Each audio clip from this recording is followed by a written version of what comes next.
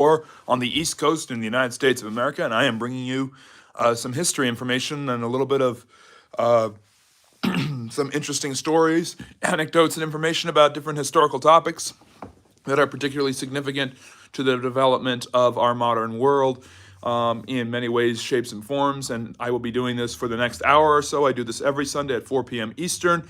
We are doing a special live stream lecture next. Hey, good to see you.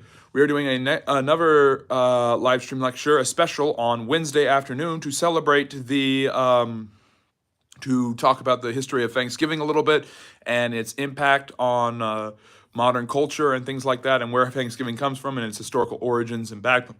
We'll also be doing a little bit of historical myth busting about the actual comparing of the legend versus the fact when it comes to the first Thanksgiving and what it actually looked like. Today, I'll be ending the live stream by doing a little bit of a teaser about that. My main topics today will be a topic we didn't get to last week on the live stream lecture, which was Ellis Island and the place that brought in 60 years, 12 million immigrants to the United States, and its history and its importance in world and American history, because immigration affects not just one country, it affects all the other countries where people are emigrating from. And of course, the United States has kind of set the gold standard when it comes to immigration throughout most of the world. So I'll be talking about the history of Ellis Island today, as well as the transformational presidency and life that ended way too early of John F. Kennedy, the 35th president of the United States, since we just passed the 61st anniversary of his assassination. In Dallas on November 22nd, 1963, and so I wanted to talk about that. So I'll spend most of the live stream discussing those two important historical events, topics, and place. Well, one's a place and one's an event, and then I'll be spending the second half of the live stream discussing I'll be spending a little bit at the end talking about the history of Thanksgiving. And a little bit of it, and giving you a teaser of our Wednesday live stream lecture, which will be at 4 p.m. Pacific time on Wednesday, so 7 p.m. Eastern Standard Time. I will be discussing the historical impact of a legend and separating the myths from the facts. I'll be doing a little bit of historical myth busting when it comes to Thanksgiving and that really, really popular holiday that is celebrated in the United States on the fourth Thursday of November every year. So today, like my wonderful moderator, Simon, is moderating the chat. Like he said, sit back, relax, and enjoy a little bit of history about Thanksgiving, a little bit of history about JFK, and a little bit of history about Ellis Island. And we do this every Sunday at 4 p.m. Eastern. We gather together, and I do a live stream lecture where I go over certain particularly important historical topics of different backgrounds and different events, and I do this every Sunday at 4 p.m. Eastern Time, Fridays at 8 p.m. Eastern, and Saturdays at 7 p.m. We are doing really enjoyable live stream Q&As, Ask Me Anything about history and social sciences, and we won't be getting too many questions, but I hope for a lively and spirited talk in the chat. And I will be discussing different historical factors that are important. We used to only do one of these. It was a Saturday afternoon Q&A, and then eventually people wanted to do more of it, so we branched out into Saturdays and Sundays Q&A, and then eventually I noticed that all the topics I wanted to talk about in the Q&A we never could get to because of all the great questions. So we decided to open it up and have a live stream lecture that will eventually, hopefully, maybe evolve into the Friendly Neighborhood History Podcast. So you've got the times there. That is when you can join us. You can join us 8 p.m. on Fridays, 7 p.m. on Saturdays, and 4 p.m. on Sundays. And that 4 p.m. Sundays is what we're doing right now. It's our live stream lecture. So without further ado, I want to talk a little bit about the importance and significance of Ellis Island, the biggest immigration and the most famous immigration center in the entire world. So, the United States, everyone says this all the time, is a nation of immigrants. And that is very, very true in many, many ways. You have migrants from all over the world coming and settling and setting up their lives in one way or another for different reasons. You have a large level of retention of immigrants in the United States, meaning that people who come to the United States tend to far more often than not, stay in the United States and set up their lives and try to make it big one way or another. And that's just part of the American story. That's part of America's history. So basically, That is not possible without a place that was able to process many of these immigrants, and 12 million immigrants were processed at Ellis Island in its 62-year history. It is one of the most efficient and effective and quick immigration centers. It puts the current immigration system, with all of its controversies and question marks, to shame in the United States. However, the United States, despite all of its current issues concerning illegal immigration and undocumented workers, extended visas, all of these things, actually still accepts the largest number of legal immigrants in the entire world, more than the next three biggest nations combined, far more than Western Europe or any other place on the globe. And the United States has always been very accepting and welcoming of immigrants who come to the United States, meld into the culture, and bring their own culture and ideas with them, making the United States more diverse, while also becoming part of that American experience in one way, shape, or form. So obviously, before Ellis Island, immigration to the United States is kind of shoddy, but there's a lot of it. And migration is something that has happened all throughout human history. It is not something that just emerged out of nowhere.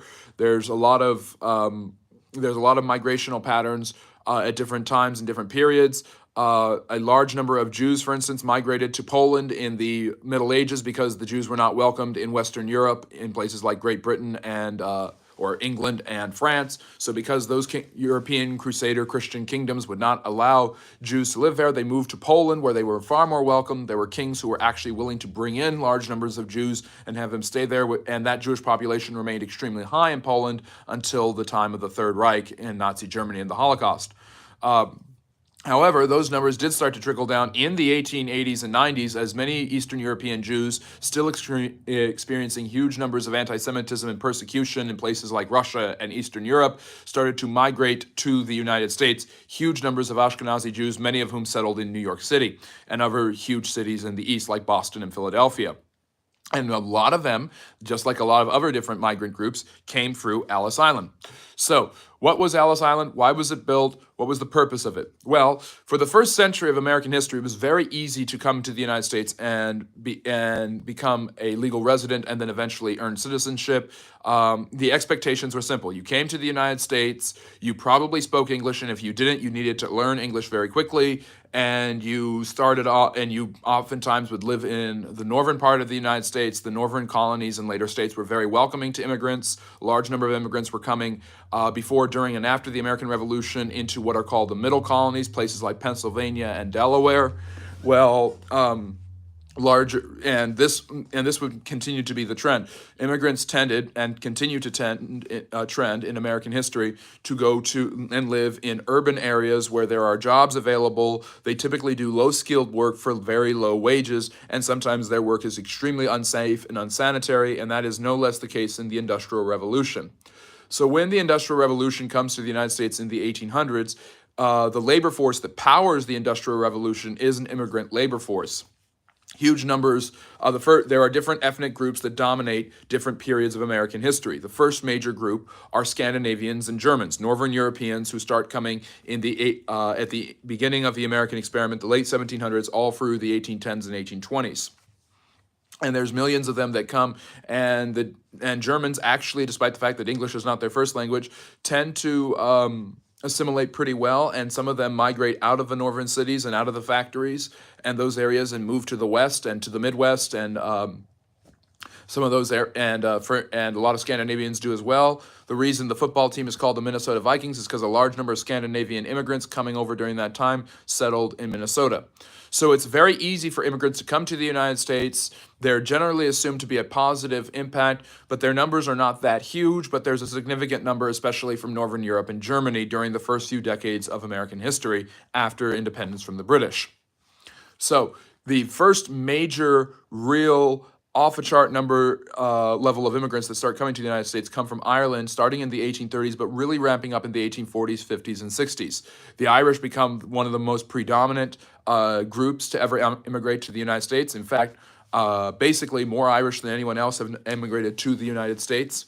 When you look at the total numbers, in fact, even despite the fact that numbers in the last few decades have shown that more and more immigrants are coming from Asia and Latin America, European Americans, particularly non-Anglo, non-English Europeans, such as Irishmen, French, German, Scandinavian, they remain the highest level. And of course, that'll later include groups like Italians, Greeks, and Ashkenazi Jews, which are the European Jews. So a huge number of Irish immigrants start coming in the 1840s and 50s, and they are far more heavily discriminated against than the Germans were. And interestingly enough, the biggest culprit of discrimination against Irish immigrants coming to the United States are German immigrants, are Germans. So first and second generation Germans who came to the United States and settled down are now turning on the Irish who are coming and trying to set up a life for themselves. So this cycle is going to repeat several times. Then, starting after the Civil War, many of the Irish settle in these growing cities like New York and Baltimore and Washington, D.C., and Philadelphia, and they start working in the factories in the beginnings of the Industrial Revolution in the United States in the middle part of the first half of the 19th century. A major argument from slaveholders in the South against the North is that immigrant labor, which is cheap labor, which basically is low wages in horrible conditions and very unsanitary and unsafe conditions in factories in the North, is worse than actual slave labor on plantations in the South, where the slaves are taken care of and their masters are accountable for them. So there's a lot. So you have a large number of Irish immigrants, and all of a sudden you have this is called the first wave. This is a large number of immigrants to the United States, and the question is, how do we handle them? How do we process them? How do we make sure that they're going to be loyal to the United States and be productive and not carry diseases with them? And how do we process them so the government knows how many people are coming in? You have a large influx of immigrants, legal and illegal, and the process to come in is extraordinarily easy. You need some sort of systematic organization wherein you can have these immigrants come through, state their intentions, give some of their background, have a medical and physical exam, make sure they are not an existential threat to themselves, others, or the United States itself, and then they can come in and start to settle. They can go and work in the factories for those low wages, and they can start to contribute to America. Now, a huge requirement for immigrants at this time that really doesn't apply to the Irish as much, but definitely to the Germans and to later groups, is you need to be able to learn English, you need to be able to learn the American story. You need to learn the American history. You need to learn about the Revolution. You need to eventually the Civil War. You need to learn about the American ideals, the Constitution. You need to learn basic civics. And oftentimes what they found is that these immigrants were also poorly educated. So these immigrants had trouble reading, writing, and arithmetic, basically. And so because of all of these issues with regular basic general education fields and subjects, they also develop schools all throughout the United States where immigrants are not only trained to be good Americans and taught American history and English and things like this, they're also taught to read, write, and perform mathematics. And so they're taught basic, and they're also taught life skills and practical lessons, street smarts, if you will. Hull House by Jane Addams' organization in Chicago is a great example where immigrants would go and learn English, but also learn basic necessities, life skills, and other rudimentary subjects. Starting in the 1870s and 80s, immigration shifts, and all of a sudden it's less Irish, and now you start to see people from all over Europe come. Eastern Europeans, Southern Europeans, such as Italians and Greeks, are going to come to the United States in huge numbers in the 1880s, 90s, and early 20th century, as well as large numbers of Jews, Ashkenazi Jews from Eastern Europe, which I already mentioned. Meanwhile, in the West, starting in the 1860s and 70s, large numbers of Chinese and Japanese immigrants start coming to the United States. Some of them to join the gold rush in California. Others are brought in later and actually appealed to.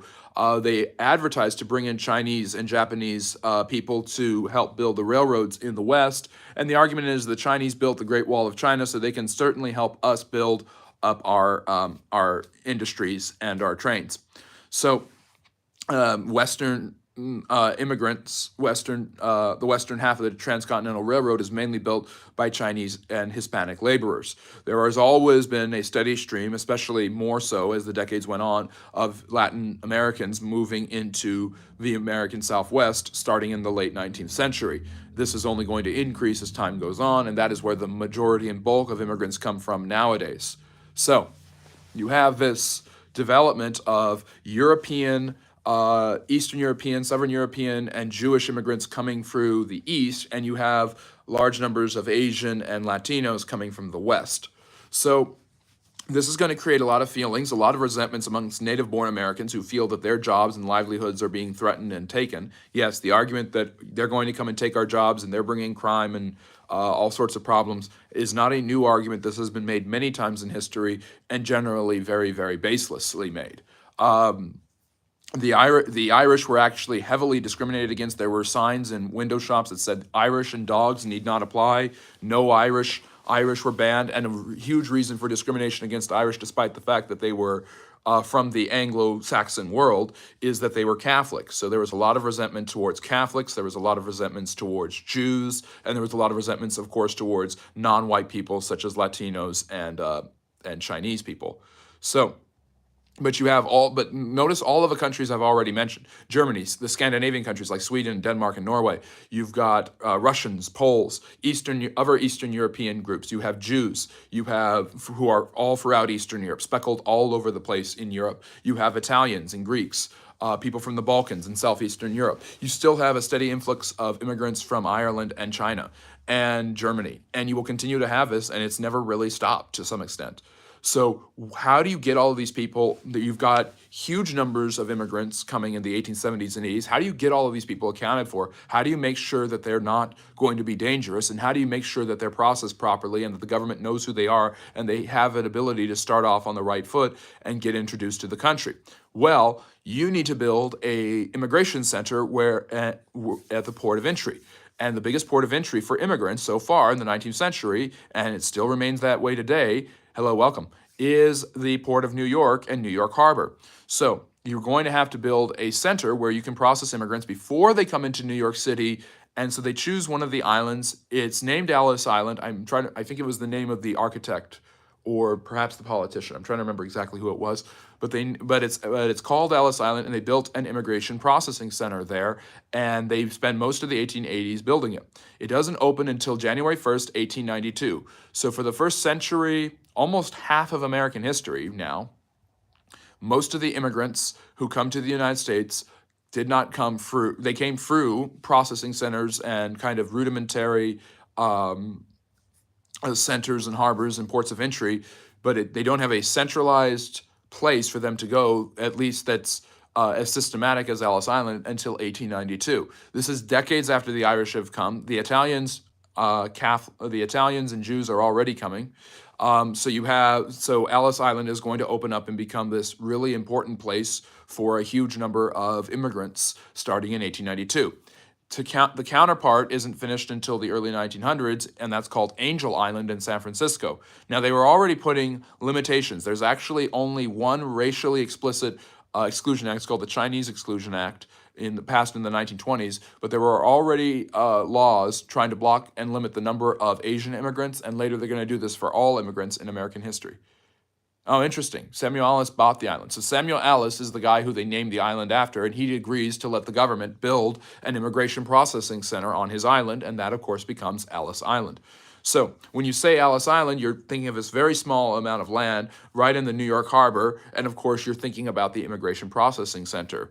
And so picture this. You're an immigrant, you're coming from Italy, you don't speak any English, you're Catholic, and yet you have heard, as have many other immigrants for decades now, all throughout Europe, you have heard about this land of prosperity, this land of opportunity called the United States. You have a distant cousin who went there a couple years ago, if you will. And you have heard that the streets are paved with gold. Literally, you have heard that the streets are paved with gold. You have heard there is gold everywhere. You have heard there are jobs everywhere. You have heard that you can practice your religion freely and not have to worry about being persecuted. You've heard that you will be able eventually to choose your own leaders and follow your own ways. And that you can make a life for yourself there. And it may not always be pretty, but it will eventually be wonderful no matter what. So, basically, you are under this illusion, which is very, very misleading, to say the least, about what the United States is and how incredible of a place it is to go and stay. So you decide to risk everything to go to the United States and go through Ellis, and you get on a boat, you're in steerage, you're in cramped conditions because you and everyone else that you know has heard about this and is doing their best to come to the United States, and you are on a months-long voyage across the Atlantic. It is not comfortable, it is not that safe, it is not luxuriant, you are extremely poor, you do not have enough money to provide for yourself, you have only the clothes on your back and any of your other possessions you can bring along, and you are really you're really basically risking everything and bringing very, very little with you in order to create a new life for yourself.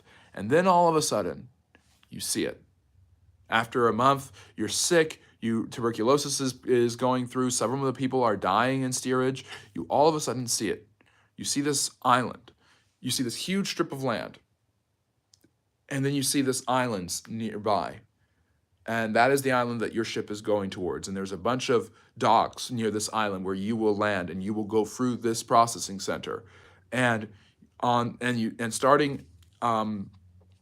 you see Ellis Island, and then on the other side you see New York City. You see this place that you think is paved with gold, and you can't wait to get into that city that is paved with gold and start your new life. And then you see this symbol of America, because you know America is a land of opportunity and freedom. You see a giant bronze, it's not green yet, a bronze statue of a woman with a torch, the Statue of Liberty. And you see a poem, and you can't read the poem, but the poem is written by a very, very popular poet named Emma Lazarus. And the Statue of Liberty is a beacon of hope for those immigrants coming through, and it is a gift from the French. And one of the men who helps design the steel frame of it is a man named Gustave Eiffel, by the way, who of course will later build the Eiffel Tower. And on this poem says, "Give us your tired, your poor, and your downtrodden." And it is basically, you don't know what that poem means, but you see this symbol of hope and you have landed in what you think is the promised land. Now, your life is going to be extraordinarily hard. You're going to be working in a cramped factory, most likely. People are going to mistreat you because you're Italian. They're going to make fun of you because you're Catholic. They're going to insult and mock and maybe even attack you physically because you are a Catholic, because you are an immigrant, because you can't speak English. And you will be lucky if people come to help you. There might be Catholic charities and other organizations that will help you learn English, that will help you settle down and build a life for yourself, but it's going to be extraordinary. It's going to be a slog. It's going to be difficult, and there are going to be some nights when you wish you could go home. However, when you write to your family, you are most likely going to highlight how much better your life is here, because to some extent it is better than it was in the rural areas of southern Italy where people are extremely poor. However, things are difficult. You have gone from an out of the frying pan into the fire situation, and there is a glimmer of hope that things will get better, but it's going to take a lot of time, it's going to take a lot of patience, and things may not get better in your generation. It may be the generation after you that has to experience the prosperity that was built on your toil, blood, sweat, and tears. However, you don't know that when you come into this processing center. You're ready to walk the golden streets. And you open up, and there's this huge line of people. And there's all sorts of rooms, and there's doctors' offices, and there are different officers walking around. There's military personnel there to keep people safe for security and all sorts of things. And the line's huge, but it's moving relatively quickly. And so you actually have a chance that by the end of that day that you arrived, you will be able to speak to somebody who will look at your paperwork and look at who you are and be able to figure out who you are and decide and get you a physical examination to determine if you deserve to stay in the United States or not.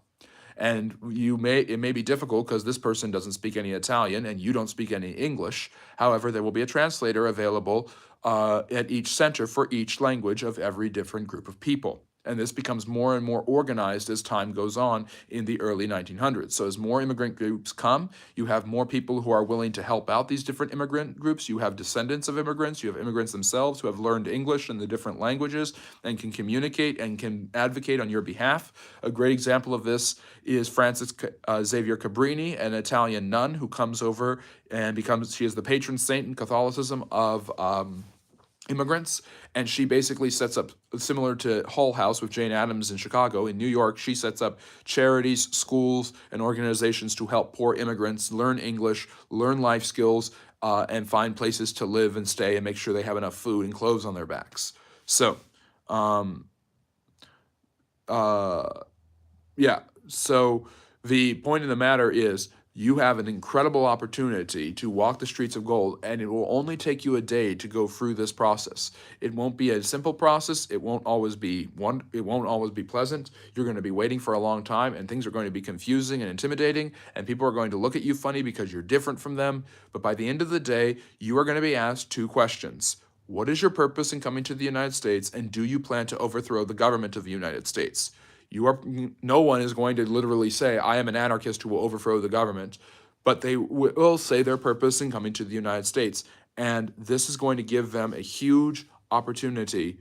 This is going to give you a huge opportunity because you're going to go through physical examination. And as long as you're healthy, and a lot of people were not healthy and had to wait with tuberculosis and typhoid fever and all sorts of other diseases, they had to wait in quarantine for several weeks. But oftentimes they are not sent back, except if they are deemed an existential threat. More likely than not, your chances are almost certain that you will end up being accepted into the United States and given what we would call now legal resident status. That's how simple and easy to understand the immigration system was in the United States in the late 19th century and in Ellis Island. So because of this allows them to process thousands of people a day, year after year. Starting in the 1920s, after World War I, the United States is going to severely curb its immigration status. So it's going to start setting quotas and saying people from certain countries can't come in at the same rates as certain people from other countries. It's basically going to be a racist, pro-white bias, and immigrant numbers are going to decrease, yet there's still going to be tons of people that are brought in through Ellis Island over the decades until it closes in 1954. 12 million people have come through Ellis Island. So you're this young Italian person who goes through this experience, you learn English, you get a job, it's not pleasant, you work your tail off, then you go back to cramped slums in the middle of streets. It's not always safe. It's very unclean. You're living in a room that is fit for 3 people, and 10 people live there alongside you, so 11 in total. And your life is sometimes extremely miserable. You are in physical danger. People do not like you because you are, an immigrant, and you are not American. And people really are suspicious of Catholicism, and they think Catholicism is dangerous. And so you go through this, and as the years go on, you eventually start to find a footing in the United States. You marry, you have a family, you raise your children to learn English, you give them those same values that you were drilled into your head, and to acculturate themselves. And Italian, and you bring, and all of a sudden you're cooking Italian food, you're making Italian desserts, you're going to mass, you're doing all of these Italian customs and practices, and you are sharing that with your family and with all of your circle of friends, because you're going to associate with other Italian Americans that start to congregate in neighborhoods where all the Italians live. And that was the development of places like Little Italy, Little Sicily. And it's going to be the same thing for immigrants in the western part of the United States. You have Chinese developing a culture and a neighborhood to their own, where they have their restaurants and their businesses, and where they can speak Chinese and communicate with each other in ways that are simple for them. And that's the creation of the famous Chinatown. So you have a lot of immigrants who are able to slowly but surely develop neighborhoods and cultural centers for themselves, and develop resources for themselves and other immigrants. And when you have families, you're going to start encouraging your families to be as American as possible. And that means speaking English. That means participating in politics. The Democrat Party at this time is particularly helpful to immigrants, and immigrants tend to move to the Democrat Party, at least for the first couple of generations. And that's definitely the case with big political machines in cities like New York, Boston, Philadelphia, Washington, D.C., and stuff like that. And so the truth of the matter is, as time goes on, you will be able to find some sort of a life. It won't always be pleasant, but because of your experience at Ellis Island, you are almost guaranteed to have a life in America, which is almost a guarantee that you will not go back to Italy. 98% of the people who went through Ellis Island were accepted. 98%. Very few people were rejected because of health reasons or political reasons. And I'm trying to think of the exact percentage, but the large majority of people who came to the United States stayed. No, the streets weren't paved with gold. No, not everyone gets along. No, it's not a land of milk and honey. No, it's not a place of bountiful harvests. but you definitely slowly but sure, but your life seems to be at least a little bit better than it was in your home country. And if it isn't, you're darn sure going to make sure that you can make it as good as possible in your during your time. So you are going to, even if you cannot see the streets of gold, even if your experience is worse or the same as it was in your home country, maybe stubbornness sets in and you're going to do everything in your power to make sure your experience in the United States of America is better than your experience was in Germany or Italy or Greece. And for Jews, they're going to face horrible amounts of anti-Semitism, but this is nothing compared to pogroms in Eastern Europe and in the Russian Empire in particular.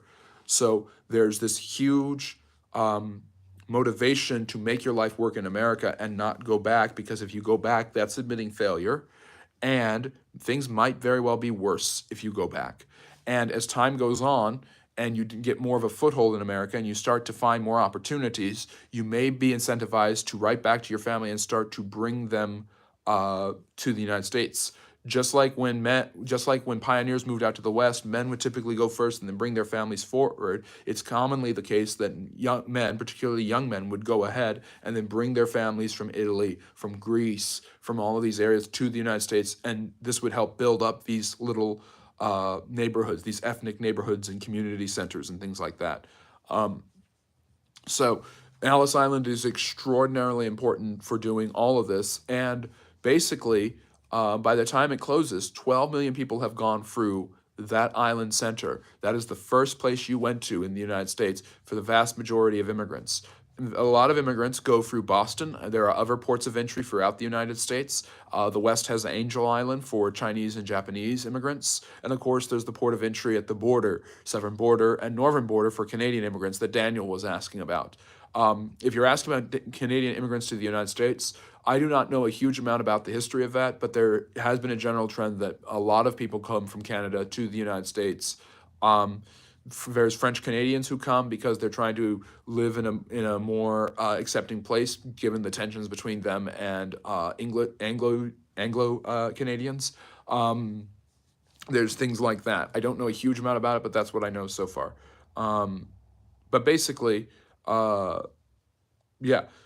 There's so many countries that have immigration towards the United States, and the United States really gets the reputation as being a melting pot with immigrants coming from all over the world to the United States at this time. And Ellis Island is the main conduit for how immigrants get processed, and the process of basically naturalizing them so quickly makes it gives all the more incentive and reason to come to the United States. It reinforces this notion of a place, a shining city on a hill, a place with streets paved with gold. Because if you can get in there so easily, your life must become very, very easy, very, very quickly. Basically, that is what we have with Ellis Island, and its history is absolutely incredible. And that you see the development of subcultures, and the largest wave of immigration between 1880 and 1920 sees millions of immigrants coming, tens of millions of immigrants coming from what's called the Old World. Obviously, the New World is North and South America and the Caribbean, and from the Old World is Europe and Asia. And there you see tens of millions of immigrants coming from Asia and Europe to the United States, particularly in the late 19th and early 20th century. After World War I, and because of World War I, migration patterns are going to slow down. The United States is going to look more to itself, and nativist impulses are going to be on the rise. So Ellis Island is going to become less and less necessary. With the quota system that's put in place in the mid-1920s, fewer and fewer immigrants are accepted, and eventually by the mid-1950s, the government decides that it doesn't need Ellis Island. It has ports of entry already, and immigrant numbers are so low that Ellis Island has served its purpose, and they shut down the famous processing center.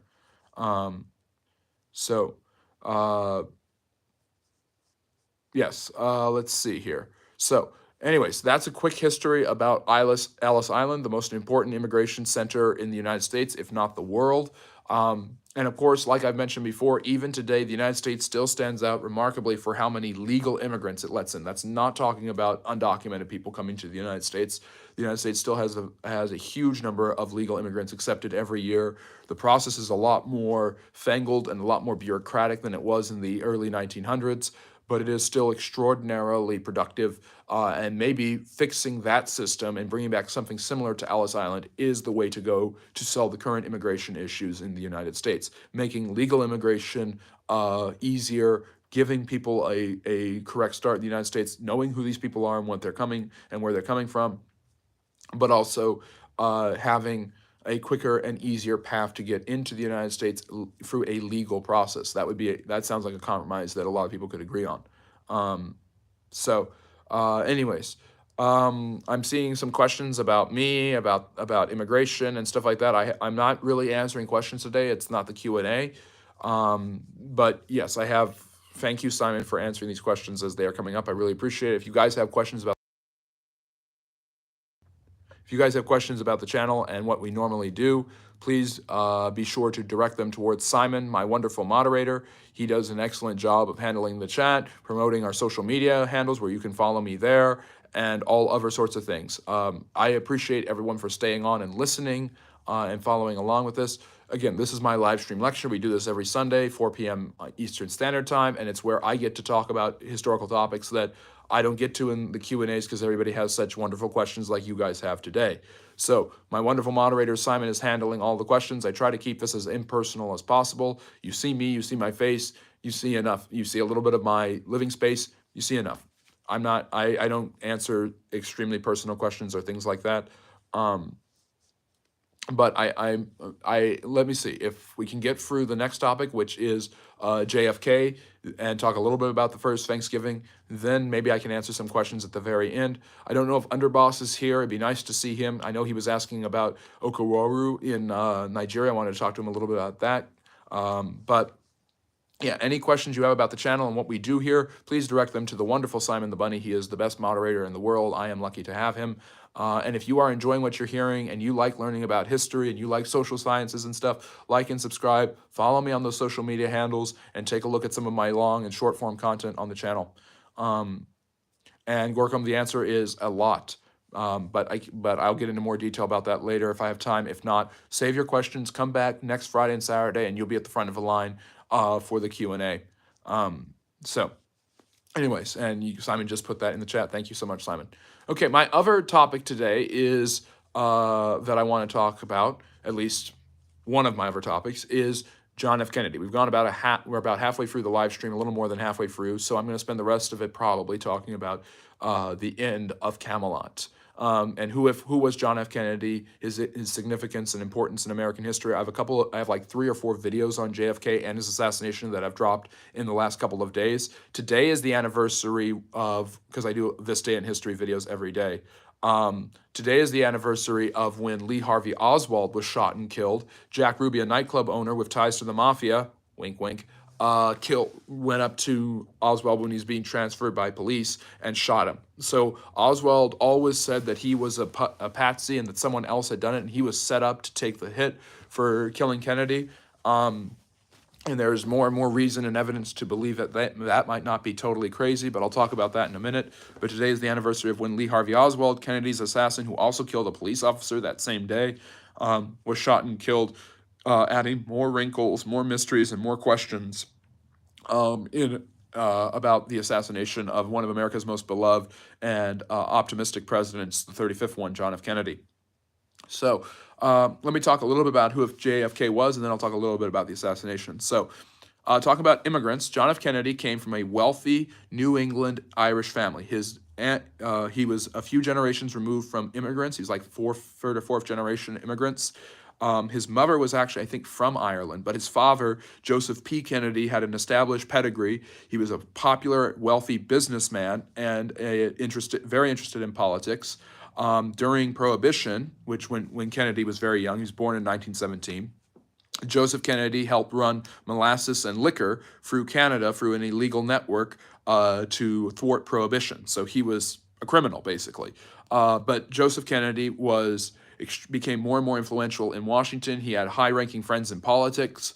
And during the 1930s and 40s, he became the United States ambassador under President Franklin Roosevelt to Great Britain. Now, this is obviously an extremely important position for an extremely important leader in Democratic politics. He was one of the leaders of the political machines that I was talking about in Boston, which of course is a huge home of many immigrants and many Democratic, and it's still a Democratic stronghold to this day. But Joseph P. Kennedy became extremely important in American foreign policy because obviously you're the ambassador to Great Britain during World War II. He was not a fan of Churchill. He thought Churchill was mistaken. He thought that they should try to make peace with the Nazis originally. He liked the idea of appeasement, so he was wrong about several things. But he was very, very calculating and very, very interested in promoting his own political agenda as well as that of his children. He had an older son, also named Joseph Jr., who he believed would become the president of the United States. The Kennedy brothers, Joseph Jr., John was the second, Robert F. Kennedy, who is the father of Robert F. Kennedy Jr., by the way, and of course, Edward or Ted Kennedy, all telegenic, all handsome, all very charismatic with their very Bostonian accent, and had a lot of charisma, a lot of charm, all frequent womanizers, all very popular with the ladies, and all stalwart Democrats. And every single one of them, the father, Joseph, believed had a great political future in front of them. Joseph and John, and I believe Robert, fought in World War II. Joseph was killed flying. Meanwhile, John, the second son, who had just gotten out of Harvard before he went into the military, and who had chronic back pain and all sorts of horrible maladies and sicknesses. He also was a sex addict, which explains the womanizing. But John F. Kennedy was the captain of the PT-109 cruiser boat when it was hit by a Japanese submarine, and Kennedy put one of his fellow sailors on his back who was unconscious and swam to an island, saving him and his companion, and won the Silver Star for his deeds. So he was popular. He was from a good family. He was likable. He was handsome, and he was already a bit of a celebrity when he ran for Congress in the mid-1940s. He actually had an affair with a very famous Hollywood actress, Jean Tierney, at this time, but they broke up due to her worrying that she would hold back his political career, and basically Joseph Kennedy telling John F. Kennedy that it wasn't a good idea to have a relationship with a Hollywood starlet when you're trying to focus on your political career, which is ironic given what I'm going to tell you next. Kennedy could have his pick of a litter when it came to women, but he eventually married Jacqueline Bouvier, a popular socialite, very beautiful, very regal, just as telegenic and youthful and vivacious as he was. And Kennedy became a popular member in the U.S. House of Representatives and eventually became a senator. This is during the Cold War. This is during the 1950s.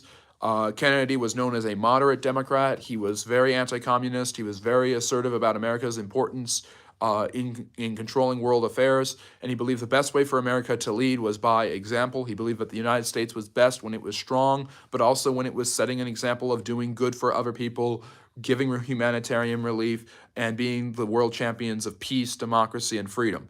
And he had this vision, an idealistic one, but perhaps one that could be accomplished, of using peaceful and humanitarian means to establish the United States as the clear favorite and winner of the Cold War, of distinguishing the United States as a warm, welcoming place that will always help other people compared to the Soviet Union, which was cold and tyrannical. So Kennedy had a way about him. He spoke very well. He had this very charming accent, and he was very likable. And in 1960, despite being only 43, despite being very inexperienced, and despite being Catholic, yes, that's going to hurt him because a lot of people were still very suspicious of Catholicism and very against Catholicism, Kennedy becomes the nominee for the Democratic Party. Now, a lot of people do not want a Catholic to be president because they believe he will take orders from the Vatican and the Pope, which is obviously seems extremely silly to us today. We had our second Catholic president. We still have our second Catholic president in the United States with Joseph R. Biden. Vice President-elect Vance is an adult Catholic convert. Catholicism is far more generally accepted in 1960 than it was in 1860, but it's even more accepted at a much greater rate by 2020 than it was in 1960. So a lot of people are worried about a Catholic. They're worried about a guy with a lack of experience. They're worried about a young man. But Kennedy is charming. He comes across as hopeful and optimistic. He's got a wonderful $1 million smile. And he also brings the celebrity big guns. He gets a huge endorsement from Frank Sinatra, the world's greatest entertainer and most popular star at the time. And Kennedy is also really popular with another huge star, Marilyn Monroe, America's sweetheart. And Monroe is not only extremely supportive of Kennedy's political future, she also becomes his personal confidant and lover during the early part of his presidency. So, shocking twist and spoiler, Kennedy wins the 1960 election. Now, there's a lot of questions around this. Kennedy probably won because of his charm, good looks, and ability to come across as telegenic. And that word is extremely important because 1960 is the first year that presidential candidates debate in a televised manner. With television becoming more and more popular, President Eisenhower already giving addresses over the television, it is now the presidential candidates are going to have their first series of debates over television, and ever since then, those have been considered the gold standard of how the candidates interact with each other. And Kennedy is running against a very experienced and seasoned politician, Richard Nixon, who is the vice president. Nixon is only a few years older than Kennedy. He's also very young and vibrant. He's seen as a little bit more of a Washington insider. A lot of people think he's corrupt. They're probably right. He's Eisenhower's vice president, an ardent anti-communist, and he's actually Kennedy's friend. They worked together when they were in Congress, when Nixon was in the Senate and Kennedy was in the House of Representatives. Both are moderates, so both of them don't have a lot of political disagreement. It's really shades of nuance between the two of them. There isn't any huge level of polarization. Democrats and Republicans are seen as interchangeable at some points by this point in American history. And Eisenhower is a very popular Republican president. So it looks like it's an uphill battle for Kennedy, and Kennedy, who is extremely telegenic and good-looking, is going to, and also very, very well-spoken, is going to use this charisma and charm in these televised debates to come across as presidential, a good leader, and someone you want to see on your television for the next 4 to 8 years. Nixon is going to be sick during the first debate. He's going to look, Nixon is already, everyone's used to seeing him on television. He was the vice president. And he's obviously not as likable. He's not as charming. He's not a great speaker. He's very smart, but you basically have a bronze brains kind of thing going on. Kennedy has enough brains. Nixon has no brawn. And Kennedy wins the debates, and the debates are able to pull him over the edge. Now, Frank Sinatra was able to use a lot of his influence and prestige to drum up celebrity support, along with Marilyn Monroe, for Kennedy. But a lot of people question, including Richard Nixon, if Sinatra didn't use other means to get Kennedy elected. Sinatra was known for his famous mob connections, especially in Chicago. Illinois was one of the big swing states in 1960 that could go back and forth between Nixon or Kennedy. And basically, there are rumors to this day that the Kennedy family arranged with a mob to allow John F. Kennedy to win the presidency. Now, that's extraordinarily important for what comes later. But Kennedy, I'm not saying it's true. I'm saying it's another conspiracy theory, just like the one surrounding Kennedy's assassination. So Kennedy becomes president in 1961. He deals with a lot of issues right away. Obviously, he gives one of the most famous inaugural addresses of all time, "Ask not what your country can do for you, but what you can do for your country." He sets about creating the Peace Corps to spread that humanitarian diplomatic message all throughout the world, to put the United States and he says, we're going to do what is right, not so that we are seen, but because it is right. So Kennedy has this huge commitment to virtue and for Americans being virtuous. He's encouraging Americans, especially young Americans, this boomer generation that is growing up and getting older and going to college, to get involved in politics, to get involved in community organization, to get involved in humanitarian work, in democracy, and in getting involved in helping their fellow humans all throughout the world. And this message is extremely resonant and popular, and Kennedy seems to be very popular. His biggest struggles, however, are his foreign policy record. And his biggest challenge is the Soviet Union, with their seasoned leader, Nikita Khrushchev, who sees Kennedy as a peon and a little boy compared to him, who has no business being on the same stage as him. Khrushchev basically thinks he can use Kennedy's inexperience, especially in foreign affairs, to manipulate him. And Khrushchev is actually right. The first thing that Kennedy is embarrassed by is the Battle of the Bay of Cochinos, the Bay of Pigs, Bayo de Cochinos. That's the operation's name. It's translated to Bay of Pigs, where basically Cuban counter-revolutionaries try to overthrow the communist government of Fidel Castro with American aid. Kennedy hesitates to give air support. He doesn't want the Soviets to know about this. It was kind of a hush-hush thing. It ends up going disastrously. The United States is embarrassed, and communism is firmly established in Cuba and has not left since. So Kennedy's failure there makes Khrushchev think that Kennedy is weak. Khrushchev immediately wants to halt the Berlin Wall crossings, where people from East Berlin are crossing into West Berlin and trying to escape to West Germany and leave the communist government in East Germany. And so, with the approval of the East German government, Khrushchev builds a series of fortifications and military sites just that separate East and West Berlin that become known as the Berlin Wall. Kennedy demands the wall be taken down. Khrushchev says, "Go pound salt," and Kennedy goes to the I think it's "Go pound salt." I think I'm saying that right.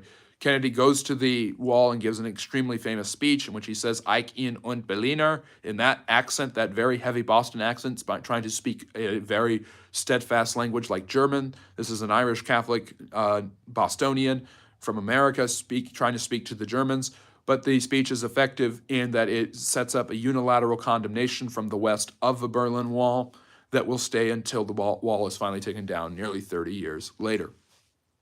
So speeches are nice, communication with people is nice, action is the difficult question. He has the Peace Corps, he has this vision of America winning the space race that's going on with the Soviets, so he promises to get a man on the moon by the end of the decade, and shocking spoiler, he was right about that as well, thanks to NASA. But Kennedy has a lot of visions and a lot of dreams, and the communists don't take him seriously enough. So Khrushchev's next move is perhaps the most dangerous move taken during the Cold War.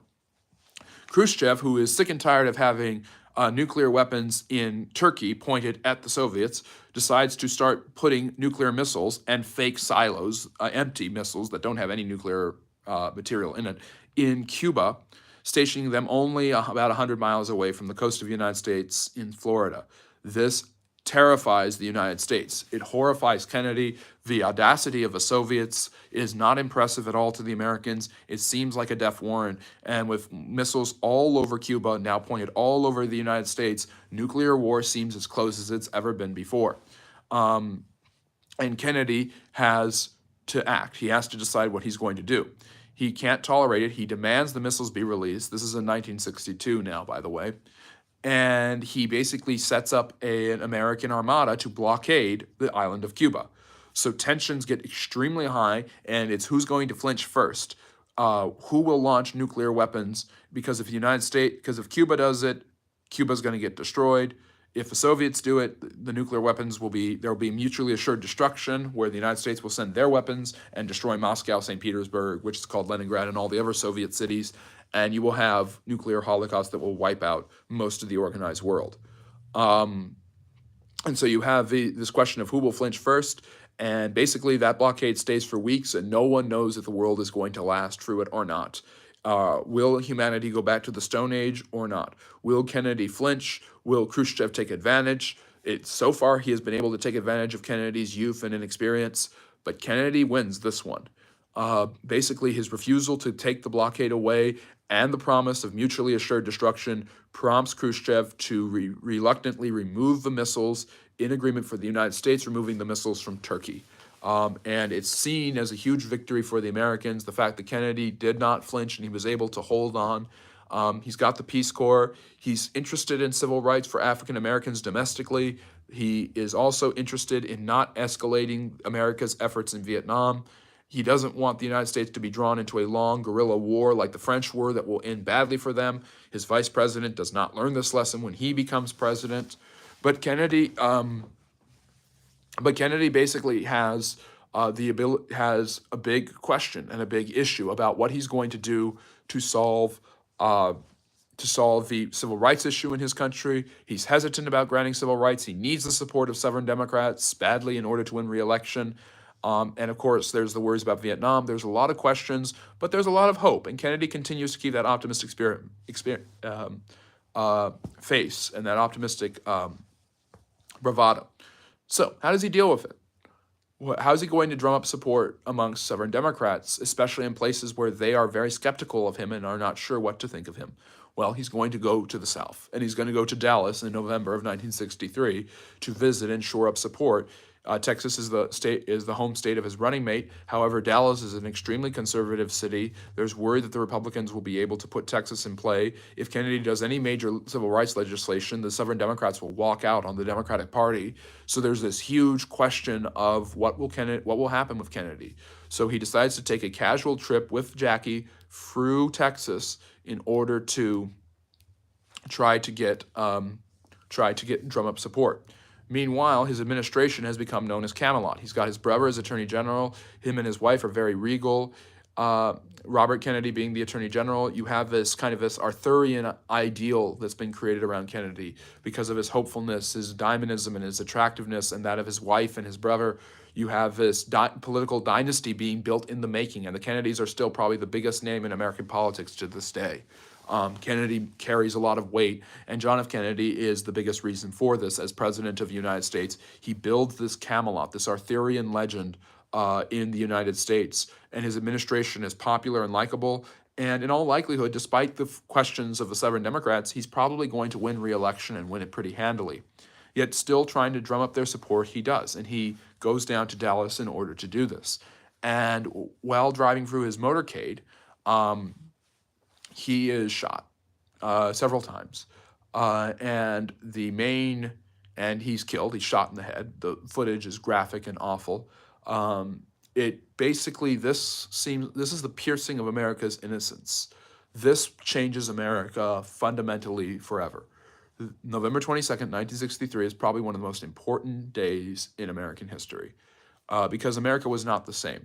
I honestly believe and will still believe that the innocence and the traditionalism that had permeated American culture during the 1950s and 60s, and the optimism of America's shining city on a hill status that Kennedy really wanted to embrace, that Eisenhower had embraced, that so many American presidents had embraced, that those immigrants had embraced as their hope for their future when they went through Ellis Island, like I was talking about earlier. I think a lot of those things shattered or started to shatter and crack when Kennedy was shot.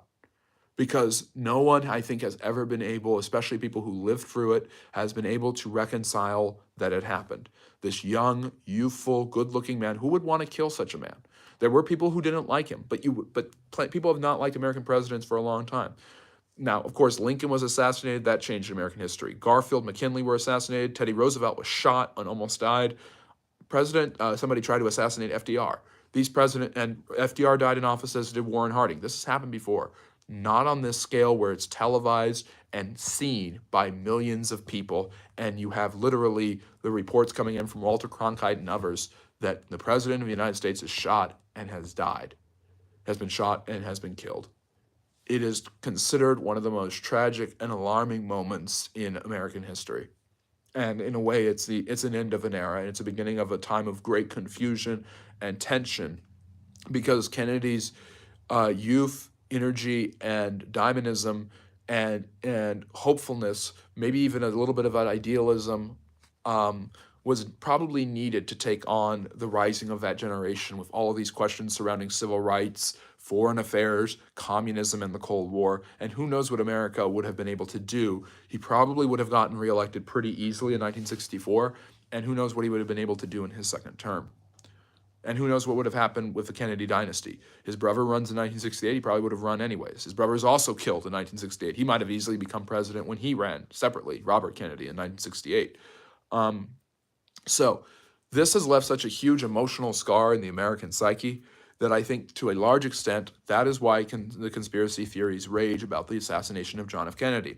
Now, from the 6th Street Bank building, supposedly Lee Harvey Oswald, who was a former Marine and a communist sympathizer, shot and killed Kennedy. Now,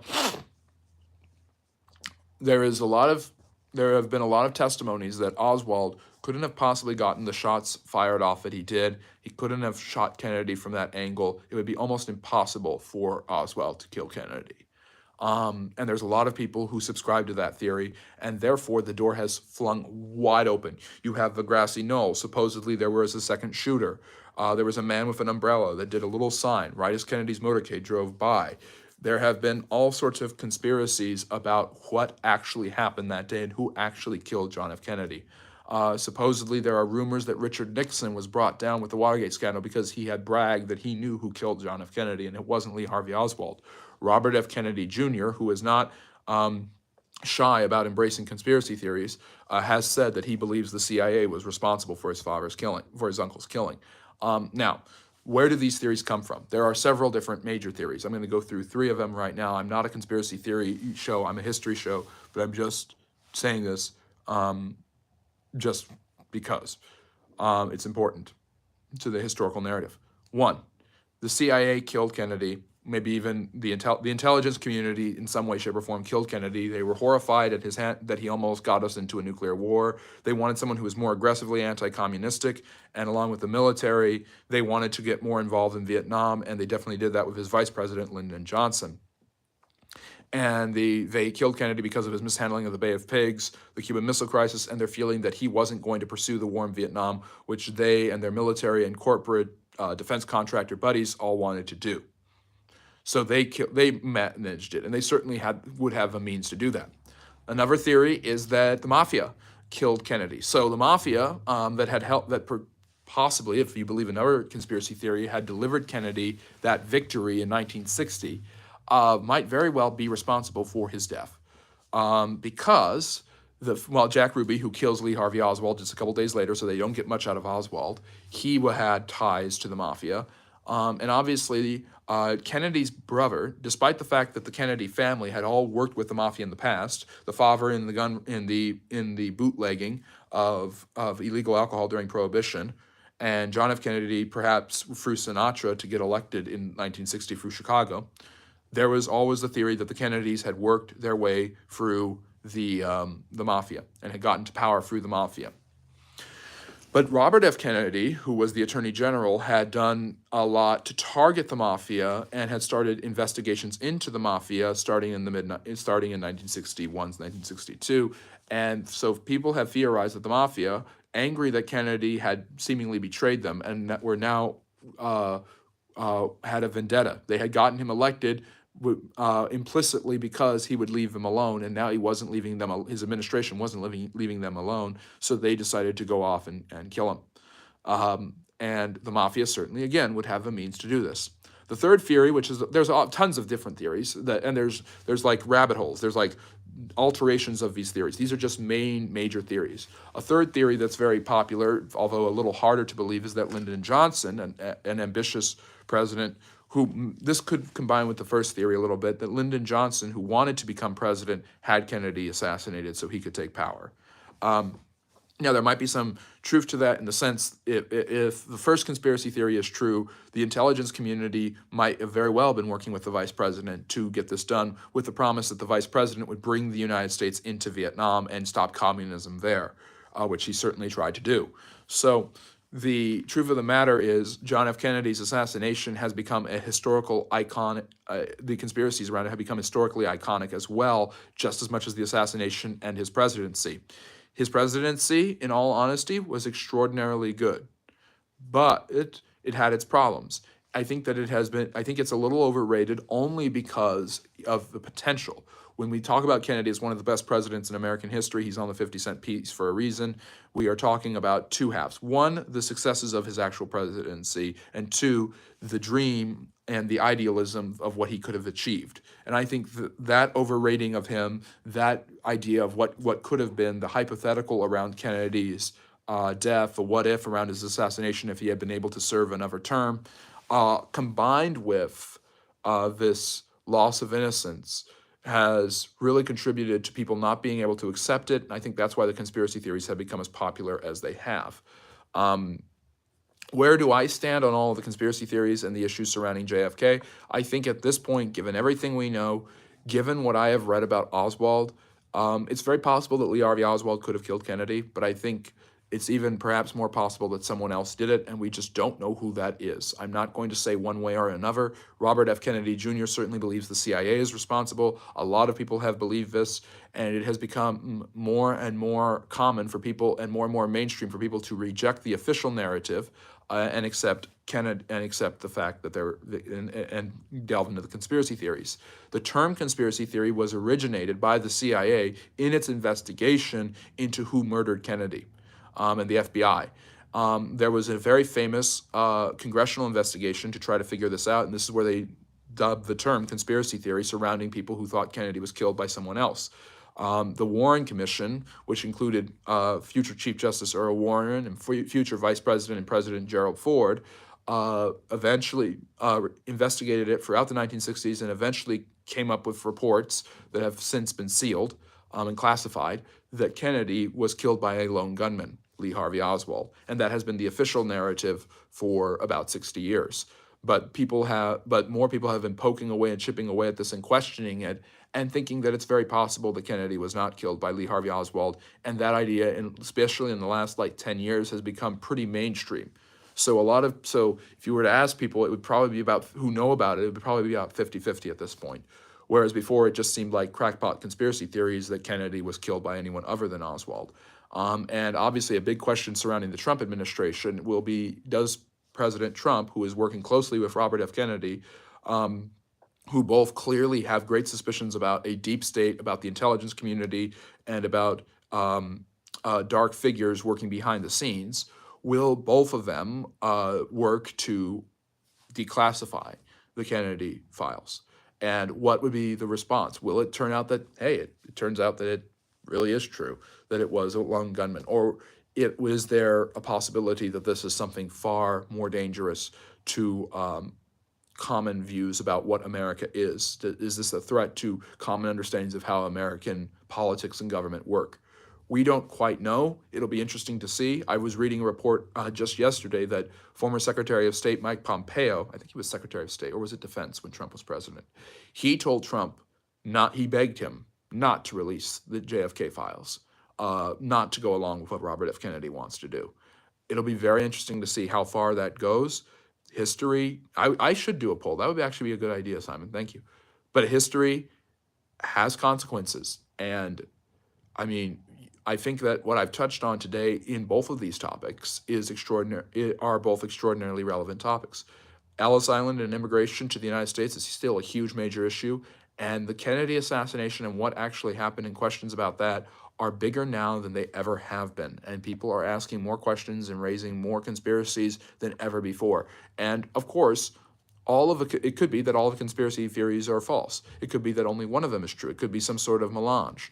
I mentioned the three major ones, the CIA and intelligence community in order to promulgate war in Vietnam because they thought Kennedy was weak when it came to communism, the mafia, revenge for him turning on them after they helped him win the election in 1960, supposedly, and three, Lyndon Johnson, perhaps working in tandem with number one and the intelligence community.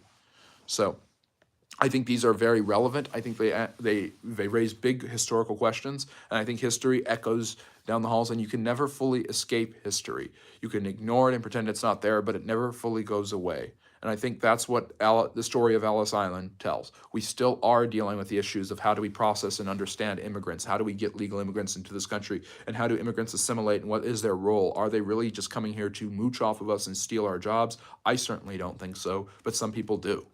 So you have that. You also have this question of can we trust our government? Can we rely on official narratives? Can the United States be honest and objective? And can we trust our government to be honest and objective? And can any system survive and rely on objectivity? How far can you be allowed to question? How close are we to a conspiracy theory when we start to question official narratives? And what do we do if the conspiracy theory turns out to be true? There have been many conspiracy theories throughout history, what we would call conspiracy theories retroactively, that turned out to be true, and many accepted narratives, which is why I do a historical myth series, that actually just are not true at all. So, I mean, conspiracy theories have a way of damaging and destroying lots of lives, but of course we never wonder what if one of them turns out to be true. So Yes, and this is just declassified history. This is the Friendly Neighborhood History Channel. This may not be the friendliest of topics, but I hope you've learned a little bit more about John F. Kennedy's presidency, his life and legacy. Obviously, an extremely important American. There's a reason he's on our money. There's a reason people are talking about him. There's a reason people are wondering who exactly killed him, even with official narratives outstanding, even with people risking their own personal reputations to question that narrative. And also, of course, I hope you've learned a little bit about American immigration's history and how that is relevant to America's current progress with that issue. And have we gotten better in 70 years since Ellis Island closed, or have we gotten worse? I don't know. Let's see here. I don't think Underboss is here, so he'll have to, when we see him next time, we'll talk about Okawaru. That was somebody who came to the group to the Ask Me Anything yesterday and had some questions, and I promised him a slot at the very end. But we've gone over an hour. I hope you've enjoyed what you've heard, and if you have, if you've enjoyed learning about this type of history, if you've learned something new, please like and subscribe. It really helps the channel grow. We're trying to hit 6,000, a legion of friendly neighborhood historians by the end of the year. Please be sure to do that. Yeah, Simon, that's funny. MK Ultra, which actually MK Ultra was a conspiracy theory from the 1960s that the government was spraying LSD on and using it in pesticides and spraying it and using and exposing the population to it. And it turned out to be true. So there are some conspiracy theories. There's a historical example of a conspiracy theory that turned out to be true. But in the United States at least, and there's conspiracy theories all over the world. But yeah, if you like what you've heard, if you love learning about history, like and subscribe. It really helps the channel grow. Share some information. We'll be back Friday and Saturday of next week with a Q&A, but join us on our Wednesday special, 7 p.m. Eastern Standard Time, guys. I'll be delving into the history and doing a little bit of myth busting surrounding the first Thanksgiving and the Wampanoag and the Pilgrims. You don't want to miss it. Get your Thanksgiving Eve and Thanksgiving holiday started the right way by listening to some good history about it, and I'll have a full-length video available on Thursday about the history of Thanksgiving, how it became a national holiday, and all that great stuff. Thank you so much for joining us, and yes, they did not eat turkey. My live stream will be on Wednesday. The full-length video will be coming out on Thursday, describing the history of Thanksgiving. Take care and have a really wonderful week, and I will see you hopefully Wednesday and hopefully next weekend for more Q&As and live stream lectures. Take care and have a great Sunday. Bye, guys.